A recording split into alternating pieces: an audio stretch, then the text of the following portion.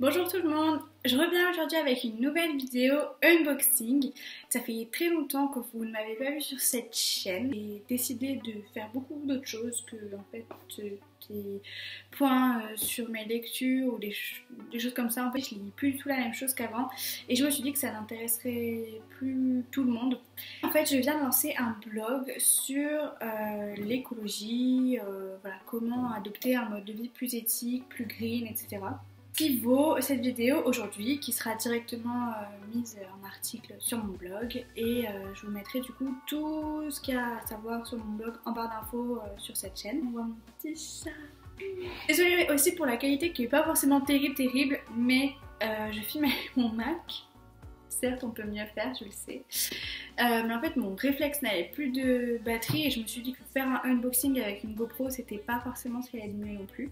Et comme je viens de recevoir mon colis, sincèrement, je n'ai pas du tout envie d'attendre une minute de plus pour filmer. Aujourd'hui, c'est un unboxing d'un colis Aromazone. Alors, c'est la toute première commande que je fais sur Aromazone. Je suis vraiment trop contente, ça fait des siècles que je vois ce site et que j'ai envie de m'y mettre, mais en fait je sais que pour commander sur Aromazone il faut s'y connaître un minimum en aromathérapie, il faut connaître un minimum sa peau, ses cheveux et voilà, se renseigner un minimum en fait avant de commander là-dessus. C'est pas un des sites les plus simples pour faire ses achats. Ça fait quelques semaines que je me renseigne énormément sur l'aromathérapie et tout ce que ça inclut de manière générale sur les huiles essentielles, la phytothérapie, l'aromathérapie et que du coup je me suis lancée pour faire une commande sur Aromazone. Il y a plusieurs chaînes en fait que je suis et qui m'ont beaucoup aidé à y voir plus clair sur tout ça, mais je pense aussi faire toute une série d'articles sur mon blog pour vous aider aussi en fait à y comprendre davantage dans l'aromathérapie et même si je suis encore loin d'être une experte, mais pour comprendre davantage de choses dans l'aromathérapie et comment adopter, voilà, comment rendre sa salle de bain un peu plus green et moins mauvaise pour sa peau, pour ses cheveux, etc. Ça fait déjà 3 minutes 30 que je parle pour rien. Et la commande est arrivée en une semaine pile. Ouais, une semaine pile. Allez, on y va. En tout cas, c'est très pratique à ouvrir. Alors. Enfin. J'ai peut-être parlé trop vite. Non, ça va, c'est facile. Je suis un peu en bourrin, mais.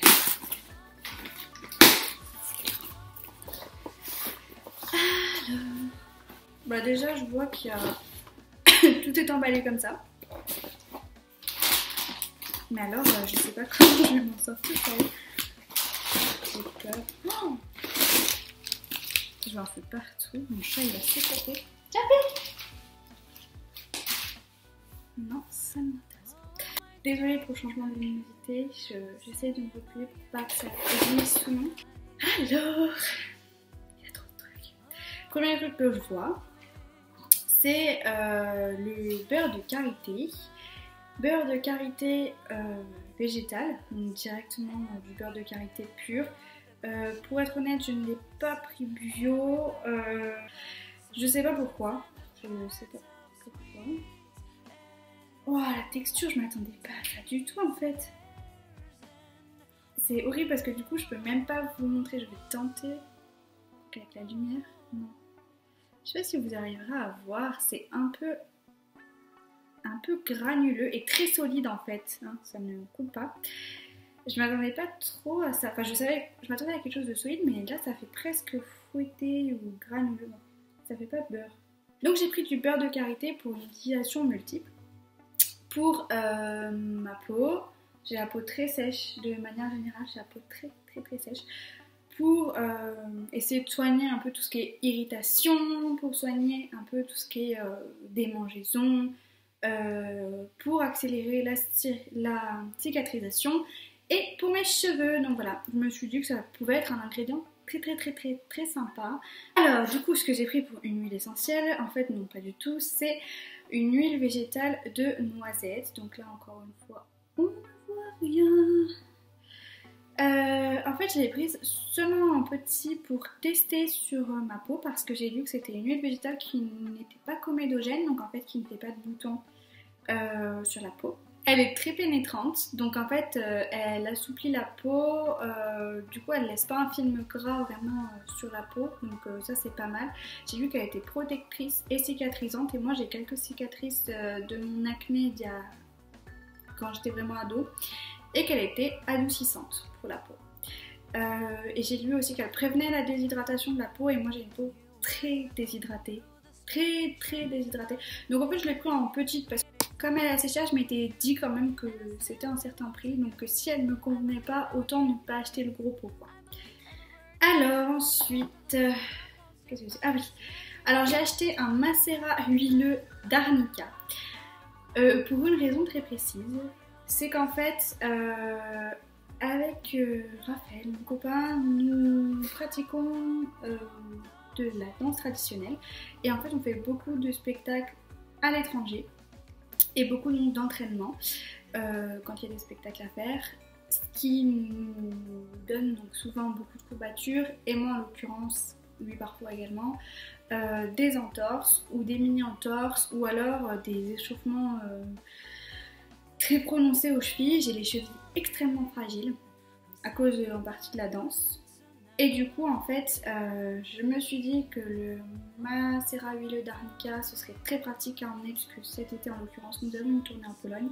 Et bien en Pologne, pour en fait se masser tous les soirs, les jambes et les chevilles principalement, avec ça pour du coup atténuer un peu les contusions, apaiser les muscles, ils disent, après l'effort, soulager les douleurs musculaires, articulaires et entorses. Donc c'est vraiment parfait pour nous quoi. J'aimerais bien sentir. Ah ouais, par contre les peaux, ça j'avais pas compris, mais en fait je m'en suis rendu compte après. Pour les pchits, en fait il faut les acheter directement. Bon, moi je me débrouillerai comme ça, honnêtement. Je vais pas trop me prendre la tête là-dessus. Ce que je vois encore, c'est de l'huile végétale de moutarde, donc que j'ai acheté pour mes cheveux sous les conseils avisés en fait de YouTube, de celle que j'appelle la papesse des cheveux naturelle sur YouTube, la petite Gabi. En fait elle donne plein de conseils pour que nos cheveux soient le plus naturels possible, et surtout qu'ils soient les plus beaux possibles. Donc moi je n'ai pas du tout des cheveux magnifiques qu'on pourra voir aujourd'hui, et en fait elle conseille beaucoup l'huile végétale de moutarde pour les cheveux. Apparemment c'est gainant, donc eux ils disent très utilisé en Inde pour les soins capillaires. Cette huile est réputée pour stimuler la circulation sanguine, favoriser la pousse des cheveux et lutter contre leur chute. J'ai les cheveux qui chutent énormément. De plus elle gagne et fortifie les longueurs, donc en fait c'est exactement tout ce qu'il me faut. Il paraît que ça pue, on va tester ça tout de suite, si j'arrive à l'ouvrir.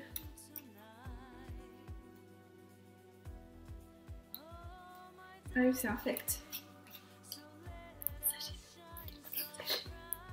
Je vous dirai du coup si c'est efficace, et à la limite je vous ferai peut-être même un peu peut-être quand j'aurai plus d'expérience et tester plus de choses, mais mes huiles peut-être végétales préférées, des choses comme ça.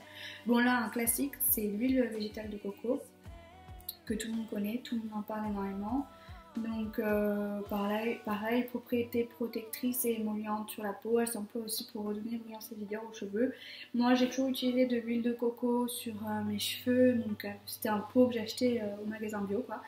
Et je me suis fait des bains d'huile, je me fais des bains d'huile toutes les semaines avec l'huile de coco. Là je l'ai prise comme ça parce que je me suis dit que peut-être dans la salle de bain ce serait plus pratique que l'huile de coco en pot. Donc elle est bio. J'ai oublié de vous dire, hein, mais du coup l'huile de moutarde je l'ai prise en bio. L'huile d'arnica je l'ai prise en bio. Et l'huile de coco est bio aussi, j'arrive même pas à l'ouvrir. Voilà, on va continuer dans les huiles végétales tant qu'on y est.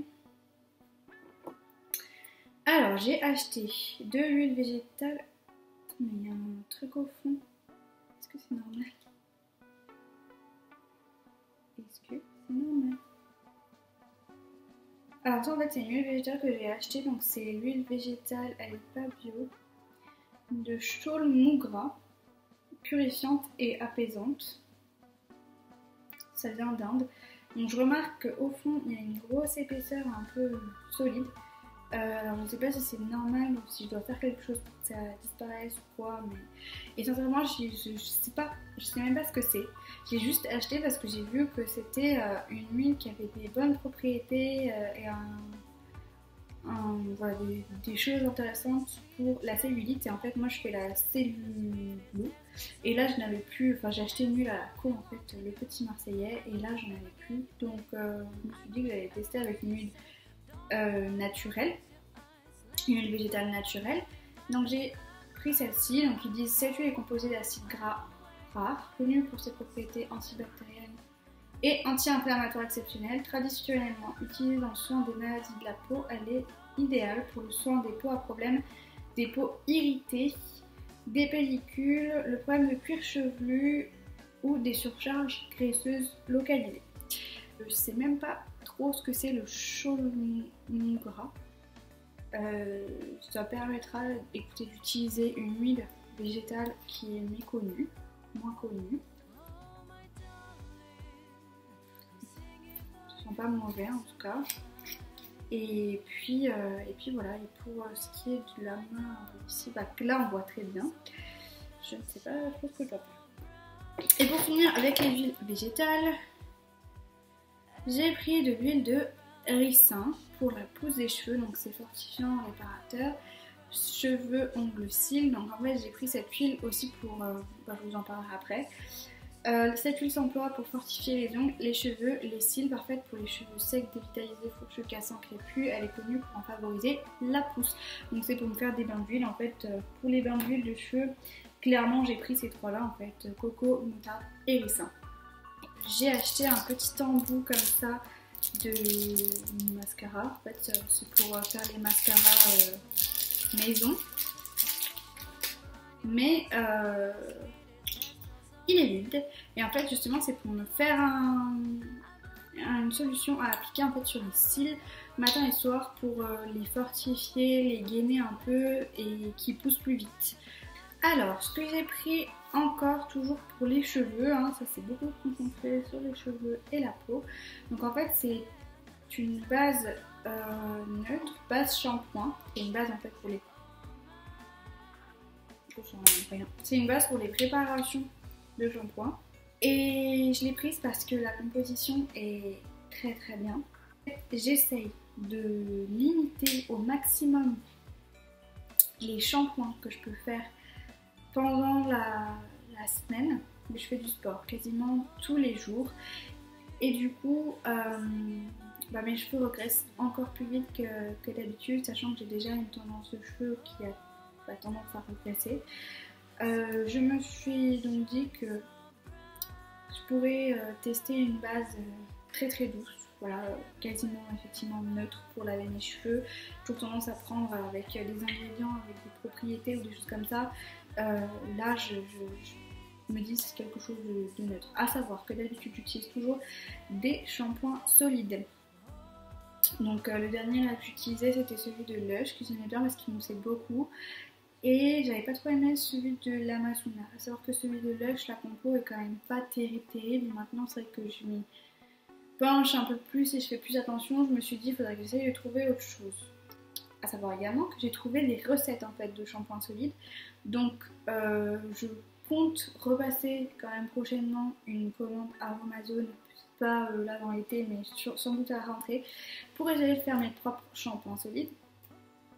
Et du coup, essayer d'alterner peut-être un peu entre le shampoing solide et un shampoing comme ça, parce qu'en fait, c'est vrai que j'ai vraiment vocation à réduire au maximum mes déchets. C'est pour ça que j'étais passée au shampoing solide.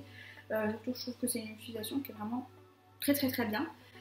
Mais déjà, pour laver les bains d'huile, c'est quand même un peu galère, on va pas se mentir. Il est bio, hein. Je le dis encore, je crois que je ne l'ai pas dit à chaque fois. Il est bio.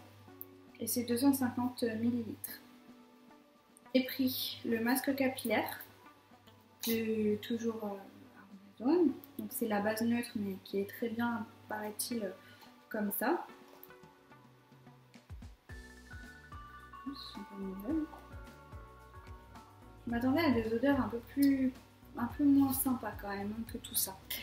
Alors, du coup là, le masque capillaire, ils disent qu'il nourrit, lisse et embellit les cheveux. Que c'est un véritable soin pour vos cheveux. Ce masque neutre enrichi en huile végétale de jojoba de ricin et en beurre de karité protège, lisse, nourrit les cheveux en leur apportant brillance et souplesse. Dans ce pot de masque capillaire, il n'y a pas une composition qui est complètement dégueulasse par rapport aux autres masques capillaires que j'ai pu utiliser par le passé. Donc du coup, elle est bio, je le reprécise, et savoir que moi je compte les utiliser telles quelles, vraiment basique, le plus basiquement possible, et qu'en fait pour toutes les autres propriétés que je souhaite avoir pour mes cheveux, je vais utiliser les huiles végétales. Sincèrement, moi je n'ai pas envie de trop me prendre la tête. Je pense que la première... Bonjour Jumpy, mon bébé, oh. À savoir qu'en fait, je n'ai pas envie de me prendre la tête à commencer à faire des recettes. La première que je ferai, je pense, ce sera le shampoing solide. Et je vous tiendrai au courant. Et si, et celle pour les cils quand même. Très très compliqué. Je vais mélanger 3 huiles végétales. Pour les cheveux toujours... Oh, c'est lourd, je m'attendais pas à ça. C'est lourd. Je m'attendais pas à ça. Ni en quantité, ni en...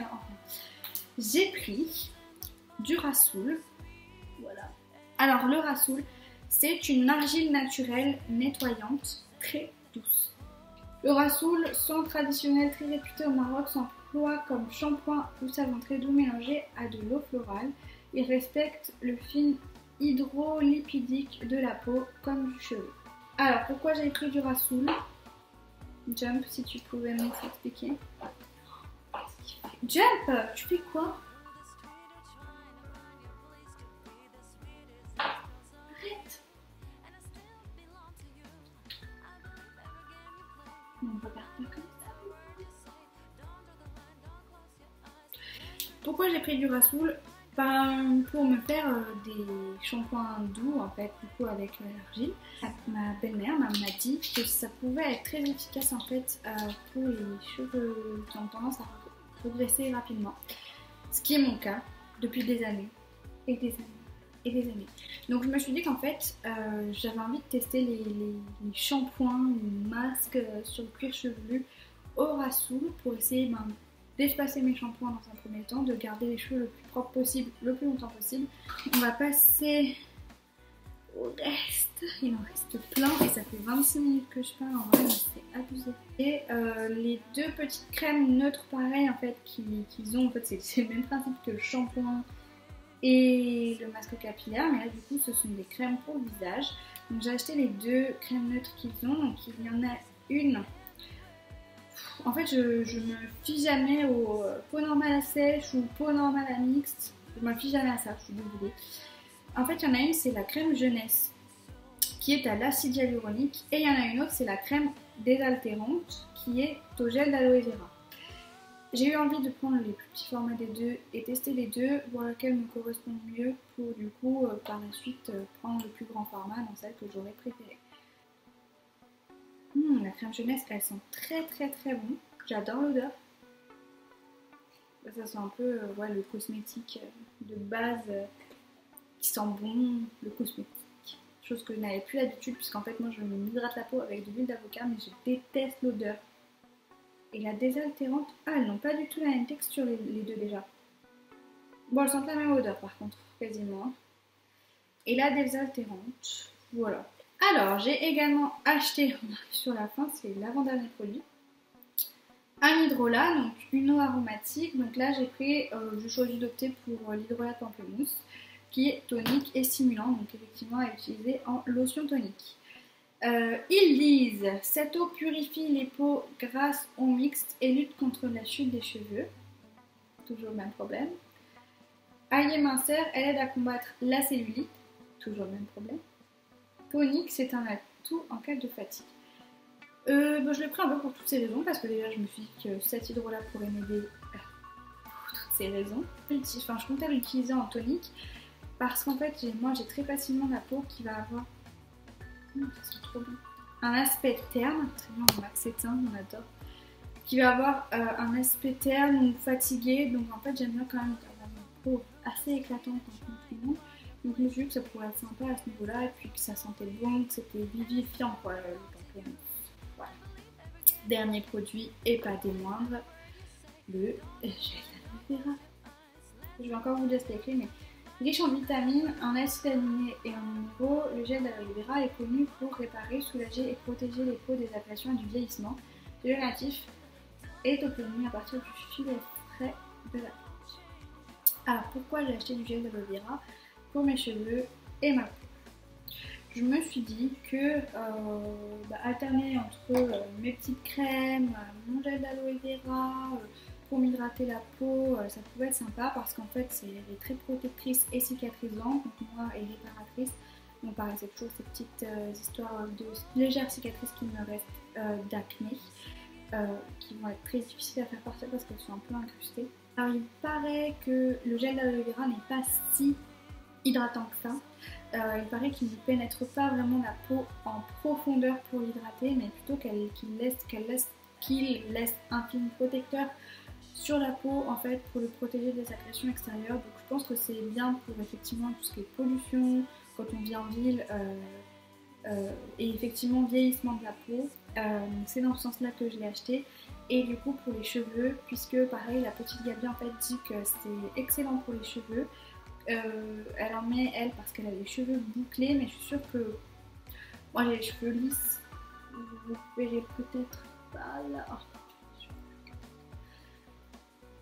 On a l'impression qu'ils peuvent être un peu ondulés, mais ils sont clairement lisses. Je fais des coiffures protectrices le soir, toujours sur les conseils de la petite Gabi, pour protéger mes cheveux, éviter qu'il y ait trop de friction, de trop les abîmer. Donc je fais des petites tresses pas très serrées, une tresse africaine ou une tresse du bas, ou alors un chignon torsadé sans trop le serrer très très haut sur le crâne. Donc je me dis que pour peut-être leur donner, quand ils sont souples, qu'ils ont un joli mouvement, peut-être un plus, je sais pas comment dire, un côté peut-être un peu plus pas gainé, mais voilà, texturé, c'est le mot que je cherche. Ça pourrait être très très sympa. J'ai essayé en fait d'acheter des produits que je pouvais utiliser pour plein de choses différentes, parce qu'en fait comme c'est ma première commande sur Amazon, j'avais envie de tester plusieurs choses, je suis en train de mélanger en même temps, différentes. À savoir que cette commande peut paraître énorme comme ça, mais ça fait quelque chose comme 2 ans en fait que je suis en train juste de vider tous mes produits cosmétiques que j'avais accumulés depuis des années et qui sont pas spécialement bons en fait. Comme ça montre trop. Qui sont pas spécialement bons en fait pour la peau. Ni les cheveux, ni rien du tout, et ni l'environnement. J'ai essayé vraiment de privilégier les produits qui ont des utilisations multiples pour les cheveux, pour le visage, pour la peau en général, la cellulite, parce que moi c'est un problème que j'ai énormément. Bon bref, trêve de blabla, ça fait quand même 36 minutes que je suis sur ce unboxing, mais j'avais prévu que ce soit. Et pas du coup d'aller visionner l'article que j'aurais fait ou mon blog si jamais vous me découvrez par cette chaîne. Donc mon blog c'est Get Green, voilà. Salut!